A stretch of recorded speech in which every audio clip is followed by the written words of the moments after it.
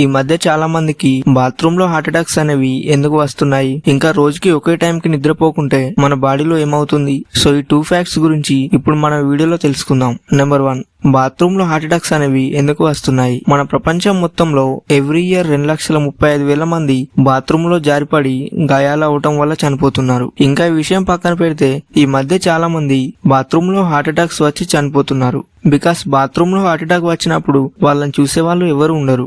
So దానివల్ల వాళ్ళు అక్కడే చనిపోతున్నారు. ఇంకా బాత్రూమ్ లోకి వెళ్లే ముందు ఏ ప్రాబ్లం లేకుండా బానే ఉన్న వ్యక్తులు కూడా బాత్రూమ్ లోకి వెళ్ళగానే ఎందుకు సడన్ గా హార్ట్ అటాక్ వస్తుంది? ఇంకా బయట వేరే పనిలో ఉన్నప్పుడు హార్ట్ అటాక్ వస్తుంది అంటే దానికి ఒక రీజన్ ఉంది. ఎందుకంటే బయట పనుల్లో ఉన్నప్పుడు ఎన్నో టెన్షన్స్ అనేవి ఉంటాయి. మరి బాత్రూమ్ లో ఏముంటాయి? మనం బాత్రూమ్ లోకి వెళ్లేదే రిలాక్స్ గా స్నానం చేయడానికి కదా అని మీకు డౌట్ వస్తుంది కదా. అండ్ చాలా మందికి వచ్చే డౌట్ కూడా ఇదే. ఇంకా బాత్రూమ్ లో హార్ట్ అటాక్ రావడానికి ఒక రీజన్ ఉంది. అది ఏంటంటే మనం స్నానం చేసే టైంలో చల్లటి నీటిని ఒకేసారి తలపై పోసుకుంటాం. సో దాని వల్ల తల భాగంలో సడన్ గా టెంపరేచర్ అనేది డౌన్ అవుతుంది. అండ్ ఆ టైంలో రక్తనాళాలు అనేవి రక్తాన్ని ఫాస్ట్ గా పైకి పంపిస్తాయి. దీని వల్ల బ్లడ్ ప్రెషర్ అనేది పెరిగి హార్ట్ అటాక్ అనేది వస్తుంది. నెంబర్ 2, మనం రోజు ఒకే టైంకి నిద్రపోకపోతే ఏమవుతుంది? కొంతమంది నైట్ తొందరగా నిద్రపోతే ఇంకొంతమంది నైట్ టైం చాలా లేట్ గా నిద్రపోతారు. అండ్ ఇంకొంతమంది ఎలా ఉంటారు అంటే వాళ్ళు ఏదైనా పనికి వెళ్లి అలసిపోయినప్పుడు నైట్ తొందరగా నిద్రపోతారు.